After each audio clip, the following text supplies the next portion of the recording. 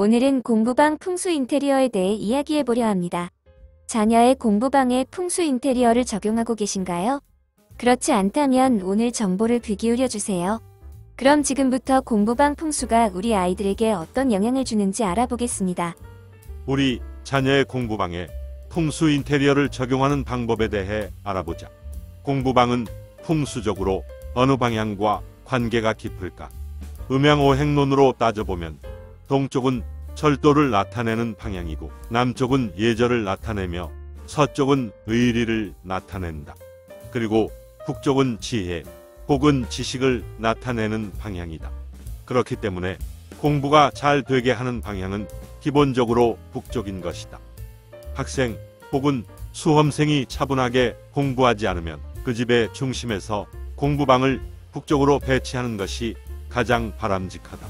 북쪽은 햇볕이 가장 적게 들어오는 곳이 되어 안정감을 주고 기운 자체가 맑고 서늘하게 다가오기 때문에 공부해야 할 내용이 잘 들어오게 하는 특별한 방위이다. 학부모 혹은 수험생이 공부에 대한 애착은 강렬한데도 별로 뚜렷한 성적을 내지 못하는 경우가 많다. 그런 경우 드물지 않게 남쪽에 공부방을 정했을 경우가 많다고 볼 수 있다. 북쪽의 공부방은 최상의 학습 효과를 올릴 수 있는 방향으로 공부하는 학생의 집중력과 두뇌 활용 능력을 최상으로 이끌어내어준다. 공부가 잘 되게 하는 체질. 풍수 요소는 바닥을 카펫보다도 밝은 나뭇결로 마무리하고 브라운 컬러의 매트를 깔아주는 것이 좋다. 벽과 천장은 화이트나 크림색 또는 분홍 계열로 부품성이 있는 것을 선택하여 사용하는 것이 가장 이상적이다.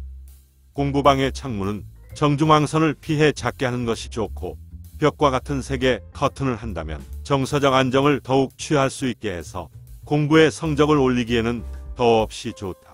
공부방 가구 배치는 학생 혹은 수험생의 침대는 방의 동쪽이나 남쪽으로 놓고 머리도 동쪽이나 남쪽을 향하게 하는 것이 좋다. 단 북쪽에 있는 방은 음기가 강한 곳이므로 음기의 균형을 맞추기 위해 침구나 커튼은 조금 양기를 띠는 브라운 옐로우 컬러를 활용하는 것도 효과적이다. 방의 북쪽이나 서쪽은 공부 공간으로 사용하고 남쪽이나 동쪽은 휴식 혹은 놀이 공간으로 사용하는 것이 적절하다.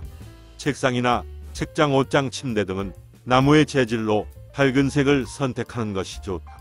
커튼이나 침대 커버 등 양쪽으로 무늬가 있는 것을 사용하면 산만해지기 쉬우므로 차분하게 가라앉는 무늬 없는 컬러로 선택하는 것이 바람직할 것이다. 아이들은 아침 햇빛을 받으며 성장한다. 햇살이 들어오지 않는 방은 동쪽에 빨간 쿠션이나 방석 등 빨간 물건을 두면 양기를 맴돌게 해서 좋다. 풍수적으로 방위만큼 중요한 요소는 채광과 통풍이다. 자주 환기해 좋은 기운이 늘 머물도록 하고 공부방은 조명도 조금 밝게 해주는 것이 좋다. 이런 풍수적 요소를 신경 써준다면 우리 아이의 학업 능력이 점점 좋아질 것이다. 오늘은 공부방 풍수 인테리어에 대해 이야기해 보았습니다. 유익한 시간이 되었나요? 주말을 통해 우리 아이 방은 어떤지 점검해보고 풍수 요소를 접목해 보시는 것도 좋으리라 생각합니다. 지금까지 풍수 그림의 정석 풍수아트 뮤지엄이었습니다. 오늘도 소중한 시간 내어 끝까지 시청해 주셔서 감사합니다.